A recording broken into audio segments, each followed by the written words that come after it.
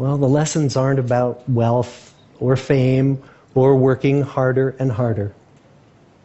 The clearest message that we get from this 75-year study is this: good relationships keep us happier and healthier, period. We've learned 3 big lessons about relationships.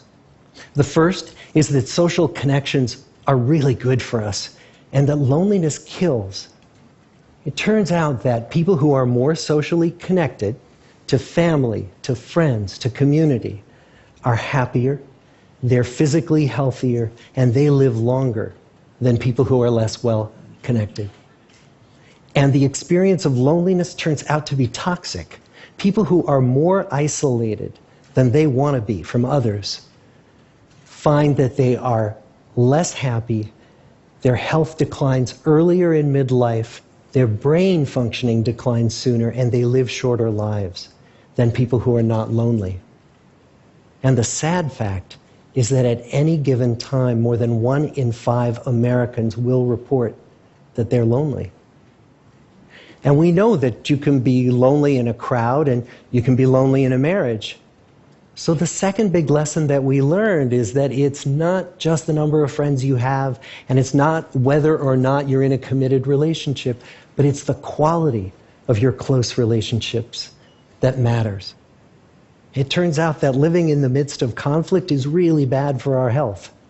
High conflict marriages, for example, without much affection, turn out to be very bad for our health, perhaps worse than getting divorced. And living in the midst of good, warm relationships is protective. Once we had followed our men all the way into their 80s, we wanted to look back at them at midlife and to see if we could predict who was going to grow into a happy, healthy octogenarian and who wasn't.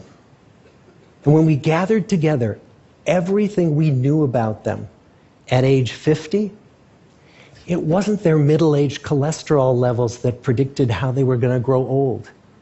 It was how satisfied they were in their relationships. The people who were the most satisfied in their relationships at age 50 were the healthiest at age 80. And good, close relationships seem to buffer us from some of the slings and arrows of getting old. Our most happily partnered men and women reported in their 80s that on the days when they had more physical pain, their moods stayed just as happy. But the people who were in unhappy relationships, on the days when they reported more physical pain, it was magnified by more emotional pain. And the third big lesson that we learn about relationships and our health is that good relationships don't just protect our bodies, they protect our brains. It turns out that being in a securely attached relationship to another person in your 80s is protective. That the people who are in relationships where they really feel they can count on the other person in times of need, those people's memories stay sharper longer. And the people in relationships where they feel they really can't count on the other one, those are the people who experience earlier memory decline. And those good relationships, they don't have to be smooth all the time. Some of our octogenarian couples could bicker with each other day in and day out. But as long as they felt that they could really count on the other when the going got tough, those arguments didn't take a toll on their memories. So, this message that good, close relationships are good for our health and well-being, this is wisdom that's as old as the hills.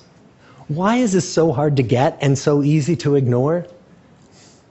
Well, we're human. What we'd really like is a quick fix, something we can get that'll make our lives good and keep them that way. Relationships are messy and they're complicated, and the hard work of tending to family and friends, that's not sexy or glamorous. It's also lifelong. It never ends. The people in our 75-year study who were the happiest in retirement were the people who had actively worked to replace workmates with new playmates. Just like the millennials in that recent survey, many of our men, when they were starting out as young adults, really believed that fame and wealth and high achievement were what they needed to go after to have a good life.